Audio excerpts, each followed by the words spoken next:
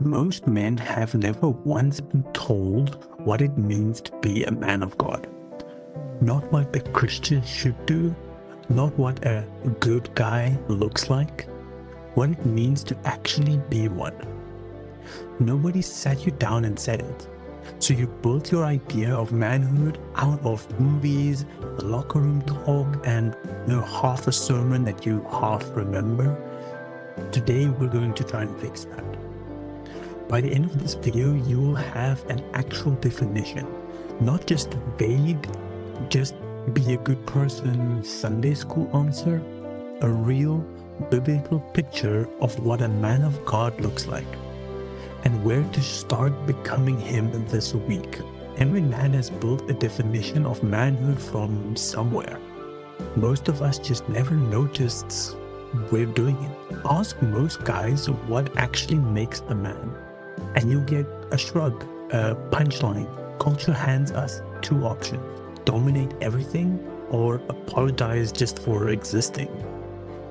The church too often hands us a third: be nice, be quiet, don't cause trouble. None of those are biblical manhood. They're just different different costumes. And the result is a generation of men who are either performing at strength that they don't actually feel, or shrinking themselves to avoid being too much, right? This isn't a new problem, it's a very old one, answered a long time ago, that most of us were just never handed the correct answer to. So watch, stand fast in faith, be brave, and be strong. Let all that you do be done with love. That's that's 1 Corinthians 16 verse 13 and 14. Notice what's sitting in that verse. It says strength and love in the same sentence. They're not opposites, right? That's the exact tension that most men live inside of, that they never resolve. If you ever played Dark Souls, you know your character doesn't become who they are by just talking about it, right? There's no dialogue tree where you announce, I'm strong now. Identity in that game gets built in the silence through repetition, failure, through getting back up, one bonfire at a time, right? You gotta keep going. And it's that same principle here. Manhood isn't a speech that you give. It's formed before anyone's even watching it. So if it's not dominance and it's not passivity, what actually is it?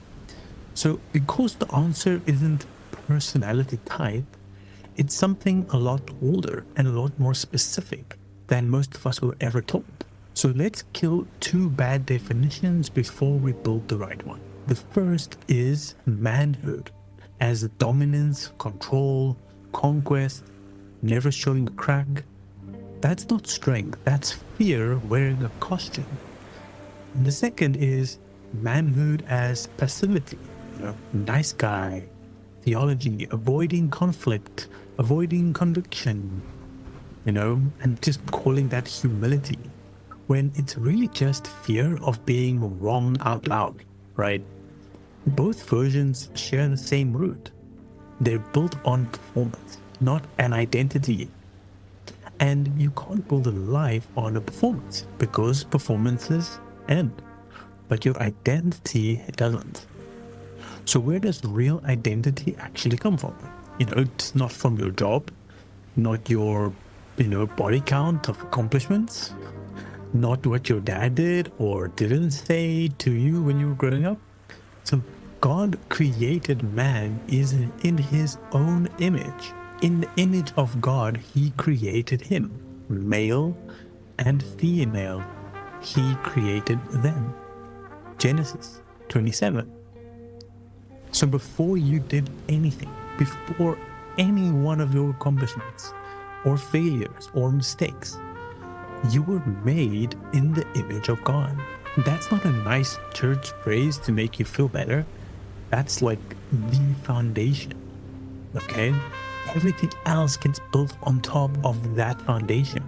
Otherwise, it just all collapses.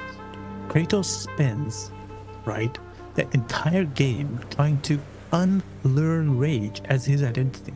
His strength doesn't disappear. It gets redirected, controlled, aimed at protecting his son instead of proving himself to anyone, right? That's a very big shift, and that's the shift that we are talking about. It's not less strength with a purpose bigger than ourselves. So if identity comes before performance, what does that identity actually look like, lived out in a real man under real pressure? This is the part that nobody hands you a manual for. So let's build one. Scripture doesn't give us a checklist for manhood. It does give us a person, Jesus Christ, not the soft version painted to make everyone comfortable. The Christ who cleared a temple with a whip, and the Christ who knelt down to wash feet. They're the same person, same week even. 3 things define a man of God, and all 3 are present in Jesus. And all 3 are present in the men that he is building right now. So the first strength, under submission, not strength for its own sake. Christ had every bit of power available to him at every moment, and he rarely used it to serve himself. A man of God isn't the strongest man in the room. He's the man whose strength answers to something higher than his own ego, right? The second is the sacrificial love, not sentiment, action. Love that doesn't cost you something is the only love Scripture ever actually calls love. It's not a feeling, it's a decision, repeated, especially when it's inconvenient. And the third is a quiet conviction, not performance, not silence. He doesn't need an audience to do the right thing, but he also doesn't stay silent, when it matters. There's a real difference between humility and cowardice, and most of us were never taught, where that line exactly sits. Greater love has no one than this, than to lay down one's life for his friends. John 15 verse 13. That's the definition. Not conquest, not comfort, but laying down your life, your time, your comfort, your ego for the people that God put in front of you. Every single day in the ways that nobody claps for, right? You don't need an audience. In Red Dead Redemption 2, Arthur Morgan spends most of the time of the game, right, carrying the weight that nobody else sees. Protecting people who never say thank you, doing the hard thing, even, instead of the easy, wrong one. No one's writing songs about him while he's doing it. That's the point. And that's what it does, this looks like outside of a game too. Nobody's filming you doing dishes at 11 at night so your wife can sleep, right? Nobody's clapping when you bite your tongue instead of winning an argument. That's the job anyway. That's what you got to do. So what do you actually do with this? Because a definition that doesn't change your, every day isn't really worth much. So here's where it gets real, okay? Don't try to overhaul your whole life in this 1 week. That's how men quit by the next day. Pick one place to start with, okay, where you think you've been performing the most. So manhood isn't, ask yourself honestly, where am I currently dominating instead of leading? Or where am I staying silent and calling it peace when it's really just fear? So try to pick one this week and do the opposite. Even if nobody notices. That might be a hard conversation that you've been avoiding. It might be showing up early instead of checking out early. It might be praying out loud in front of your kids for the first time. Even if it feels awkward or small, unseen. That's how your identity gets built in the background. not in just one dramatic moment, but in the boring, everyday choices that nobody's watching. But whatever you do it heartily, as to the Lord and not to men. Colossians 3 verse 23. So you're not doing it for the camera, not for your dad's approval or anyone else. You're doing it for God. That's the whole mental shift that needs to happen.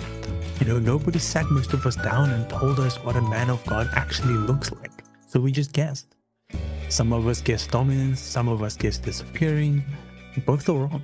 It's not a costume, it's an identity built quietly.